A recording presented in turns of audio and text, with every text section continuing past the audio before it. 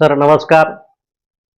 Maharashtra social police association व नेताजी सुभाषचंद्र बोस जीवन गौरवच्या वतीनं मला काल 2025-26चा जीवन गौरव पुरस्कार आणि सन्मानित करण्यात आलाय.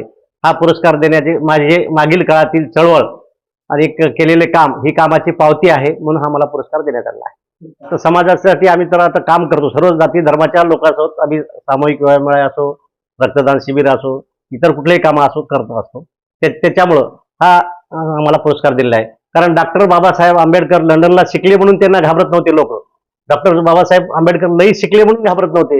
कारण डॉक्टर बाबासाहेब आंबेडकर एक महत्वाची गोष्ट होती, त्यांच्याकडे चारित्र्य होतं आणि त्या चारित्र्यामुळे त्यांना मोठमोठे घाबरत होते. साहेब तालुक्यातच आम्ही सगळ्यात अगोदर शासनाच्या दिलेल्या योजनेच्या आत आम्ही आमचं गाव पूर्ण टोटल हागणदारी मुक्त केलं आणि तालुक्याचा आम्हाला प्रथम पुरस्कार मिळाला आणि त्या पुरस्कारामुळं आम्हाला आमची शासनाने निवड केली आणि त्या महाराष्ट्रातून आम्हाला बिहार राज्यात बेगुसराय जिल्ह्यात नावकोठी तालुक्यात हागणदारी मुक्त गाव करण्यासाठी आम्हाला शासनाच्या वतीनं पाठवण्यात आलं होतं. आम्हाला तालुक्याचा निर्मल ग्राम पुरस्कार दिला होता पंचायत समितीच्या वतीने. समाजात घरात काम करायचं असेल तर अर्थाशिवाय अर्थ नाही आणि जनतेचे सर्वसामान्यांचे प्रश्न सोडवायचे असतील तर राजकारण हे आता सध्याची जोडच आहे.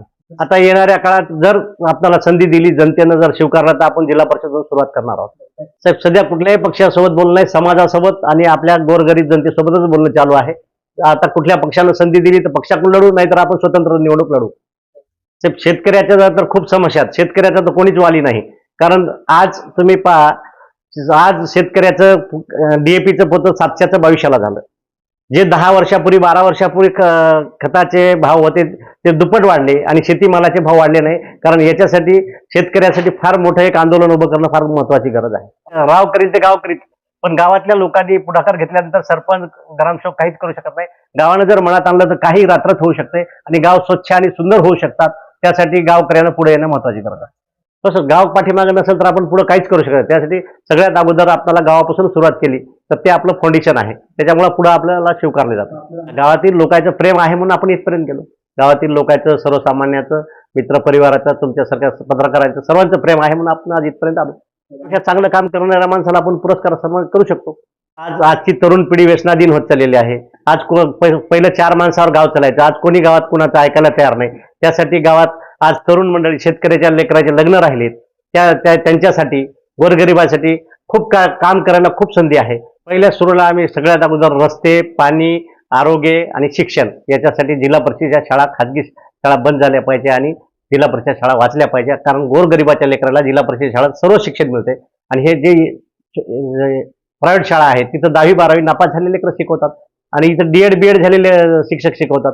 त्यामुळं त्यांच्यातही शिक्षणात तफावत निर्माण होती. त्यामुळे जिल्हा परिषद शाळा वाचल्या पाहिजे आणि गोरगरिबाचे लेकरं शिकले पाहिजे. त्यासाठी आपला प्रथम पाऊल आहे.